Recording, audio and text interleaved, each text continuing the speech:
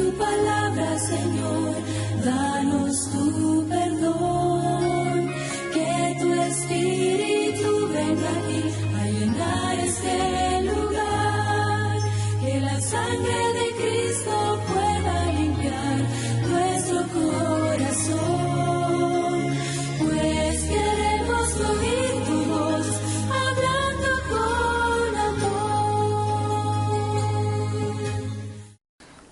Hermanitos, muy buenos días.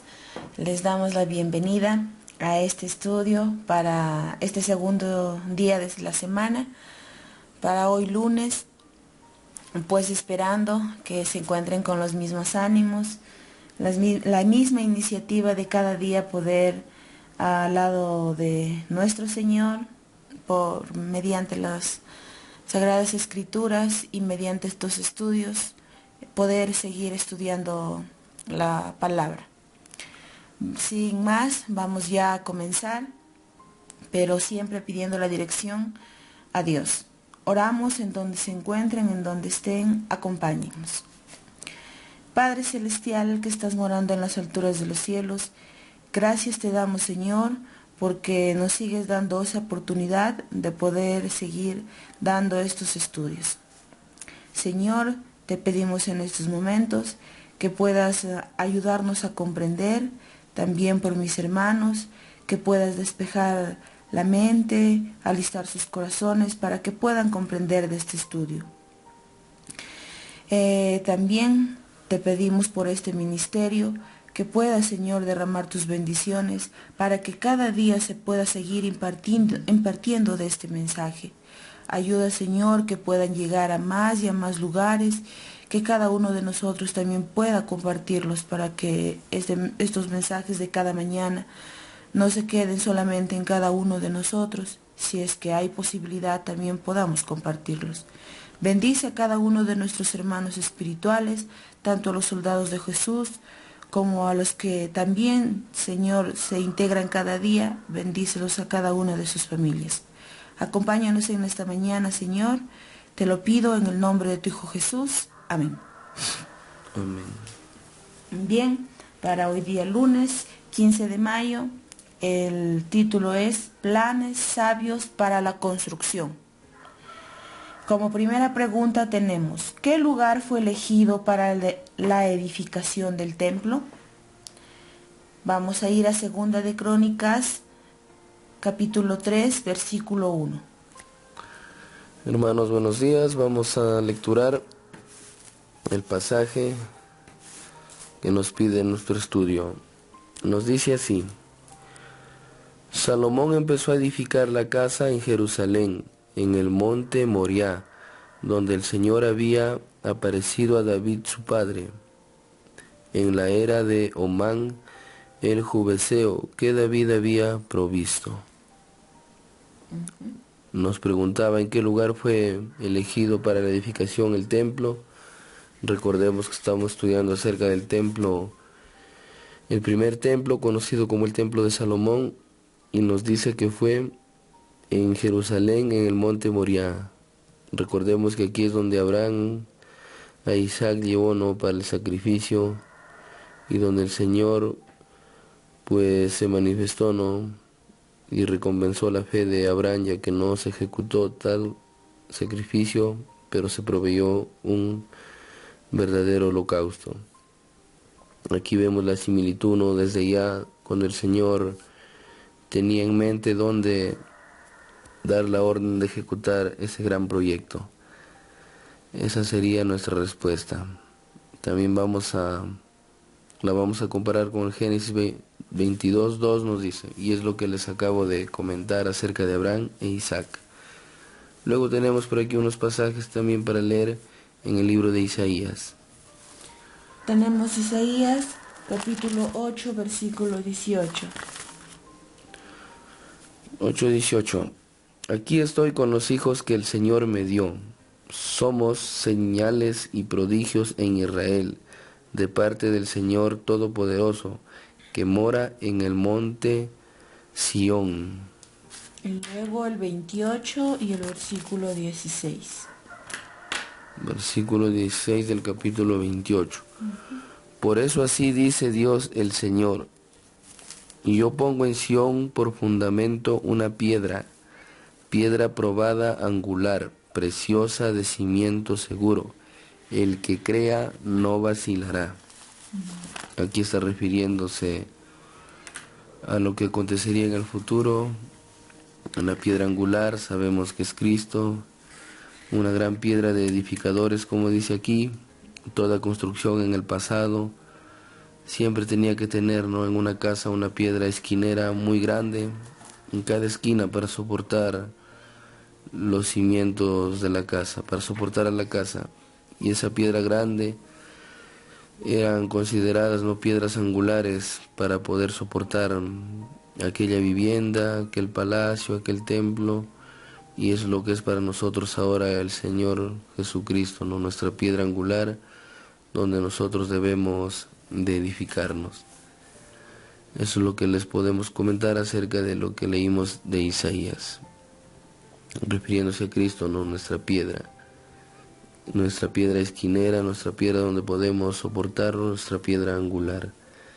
Y vamos a leer el testimonio en Profetas y Reyes, la página 26 y 27. Tenemos un pequeño testimonio por aquí. El sitio en que se construyó el templo se venía considerando desde largo tiempo atrás como lugar consagrado. Allí era donde Abraham, padre de los fieles, se había demostrado dispuesto a sacrificar a su hijo en obediencia a la orden de Jehová.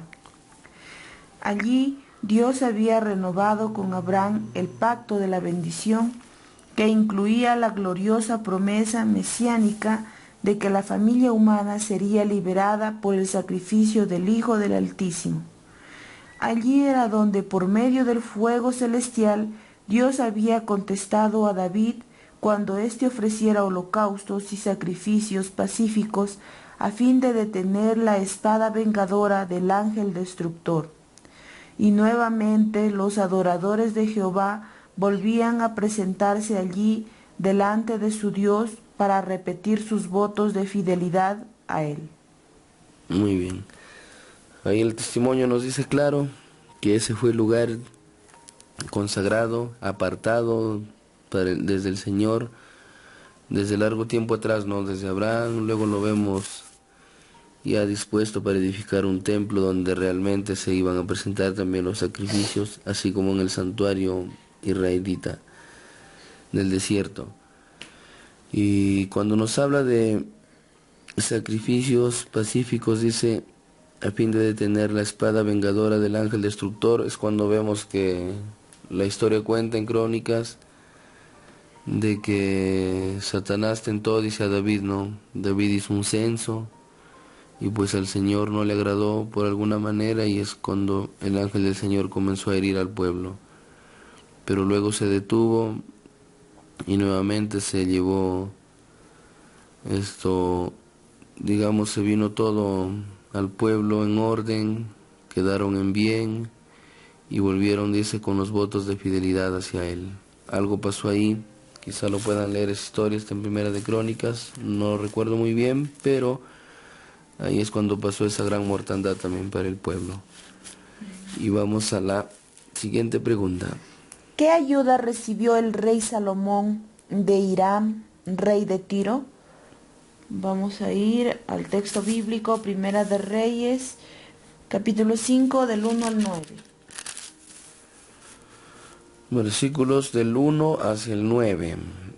Cuando Hiram, rey de Tiro, supo que habían ungido a Salomón en lugar de su padre, le envió sus servidores, porque Hiram siempre había sentido afecto por David.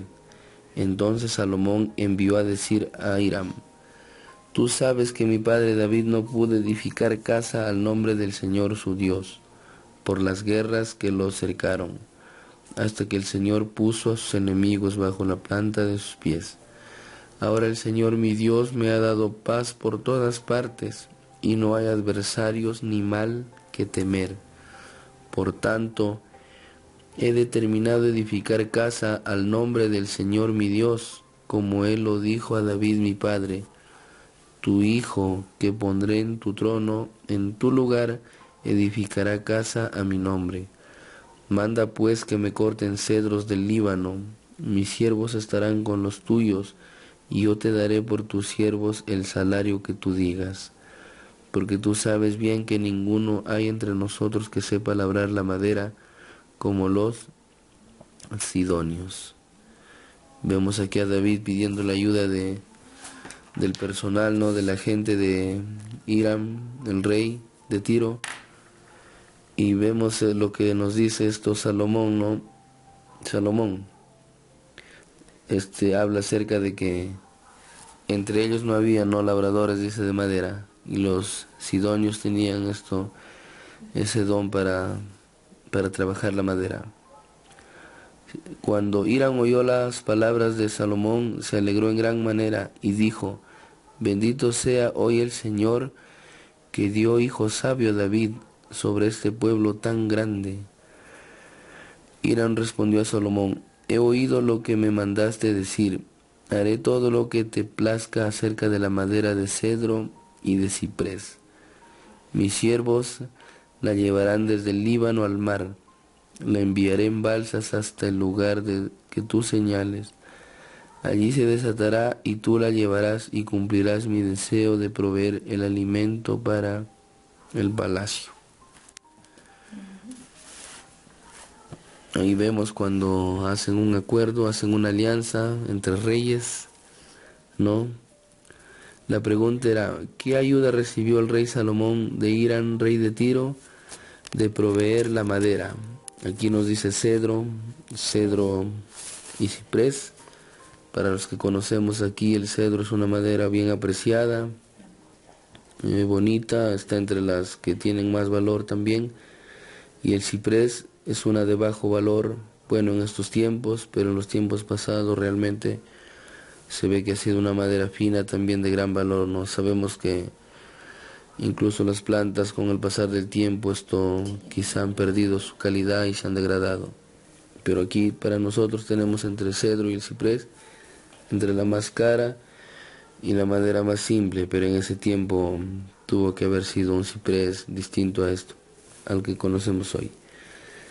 Entonces ahí lo vemos, que formaron una alianza y el rey proveyó a Salomón con la madera. Tenemos otra pregunta. ¿Cuántos hombres aproximadamente estuvieron implicados en la edificación del templo? Primera de Reyes 5, 15 y 16. Capítulo 5, 15 y 16.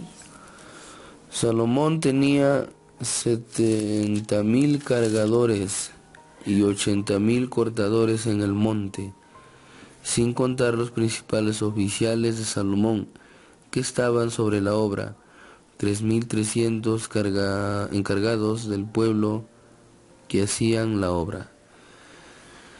Vemos la cantidad de hombres, hermanos, algunos que hemos tenido la oportunidad de trabajar quizá en la construcción, con un personal, no nos vemos a veces trabajando como hormiguitas, pero no pasa a veces ni de 1,000 ni de 500, pero acá hablamos de un semejante número. Nos dice 70,000 cargadores, más 80,000 cortadores en el monte, preparando, ¿no?, los materiales. Y en la obra, ejecutando la obra, 3,300 hombres. Y eso equivale a 153,300 hombres dispuestos a construir y edificar el templo. Qué gran cantidad. Luego también tenemos una pregunta cuando nos dice así: ¿cuánto tiempo se demoró en completar la obra? Esta pregunta lo sabemos, no hemos oído también, pero yo es la primera vez que lo voy a leer. Nos dice Primera de Reyes, el capítulo 6, el versículo 1 y el versículo 38. En el año 480 después que los israelitas salieron de Egipto, en el 4º año del reinado de Salomón sobre Israel, en el mes de Sib, sería mayo, que es el mes segundo, no dice, no del calendario, empezó a edificar el templo del Señor. Estos meses no han cambiado, para los cristianos siguen siendo así. Para el mundo el segundo mes es febrero, para nosotros es mayo. No, aquí está claro en la palabra del Señor. Y el versículo 38 nos dice: y en el 11º año, en el mes de Abul, noviembre, que es el mes octavo, fue acabada la casa con todos sus detalles, según el proyecto. La edificó, dice, pues eran 7 años. La pregunta era: ¿cuánto tiempo se demoró en completar la obra? Eran 7 años. 7 años, ¿no? Pero recordemos que habían 153.300 hombres. Y si hubiera sido quizá como una obra de hoy, ¿no? Donde trabajan 100, 50, ¿en cuántos años se hubiera terminado esa obra? Y para trabajar tantísima gente, no me imagino, ¿no? Cuál habrá sido el alimento de ellos, cómo el Señor habrá podido proveer para tal cantidad de seres humanos trabajando en ese momento. Pero fueron 7 años. Fue más rápido que la construcción del templo, digamos, de la casa de Salomón, porque la casa había sido edificada en 13 años. Más rápido fue la construcción del templo, quizá porque se proveyó más personal. De los 7 años, interesante por ahí. 7 años, ¿no? Nos viene a la mente el número de la perfección. Vamos a leer otra pregunta. ¿Cómo y dónde fueron preparadas las piedras para el edificio? Primera de Reyes 6:7. Cuando se edificó la casa, fue construida con piedras que traían ya acabadas, de manera que cuando la edificaban, ni martillos ni hachas se oyeron en la casa, ni ningún instrumento de hierro. En pocas palabras, de acuerdo a este pasaje, no hubo bullerío en esta edificación, ¿no? Porque sabemos que en toda obra hay sonido, ruido, pero acá no la hubo. Tiene que tener su propósito. Entonces, ¿dónde fueron preparadas las piedras para el edificio? Vemos que las piedras fueron ya preparadas en los exteriores, en base, nos dice, a martillos, hachas, para no oír ruido en el lugar donde estaba la edificación. Porque imaginamos que hay un orden, no se trata del Señor, pues cuando algo está consagrado para Él, vemos aquí que no tendría que haber bullerío, no, en el centro donde se ejecutaba esta obra. Luego nos hace otra pregunta. ¿Qué lección deberíamos aprender del hecho que la casa de Dios fue construida con suma reverencia? Ahí viene una pregunta bien curiosa, de acuerdo a lo que hemos leído. En pocas palabras, ¿no? ¿Por qué a nosotros debe llamarnos la atención eso, ¿no? De que, ¿por qué esa casa fue construida con gran reverencia? Y esta pregunta lo va a responder el Espíritu de Profecía en Patriarcas y Profetas, las páginas 256 y 257. Ahí tenemos un testimonio que nos va a poder proveer una respuesta para esta pregunta. La humildad y la reverencia deben caracterizar el comportamiento de todos los que se allegan a la presencia de Dios. En el nombre de Jesús podemos acercarnos a Él con confianza, pero no debemos hacerlo con la osadía de la presunción, como si el Señor estuviese al mismo nivel que nosotros. Algunos se dirigen al Dios grande, todopoderoso y santo, que habita en luz inaccesible, como si se dirigieran a un igual o a un inferior. Hay quienes se comportan en la casa de Dios como no se atreverían a hacerlo en la sala de audiencias de un soberano terrenal. Los tales debieran recordar que están ante la vista de aquel a quien los serafines adoran y ante quien los ángeles cubren su rostro. Está claro el testimonio, nos habla de la casa del Señor, ¿no? De los templos que a veces son edificados para adorar también aquí en la tierra.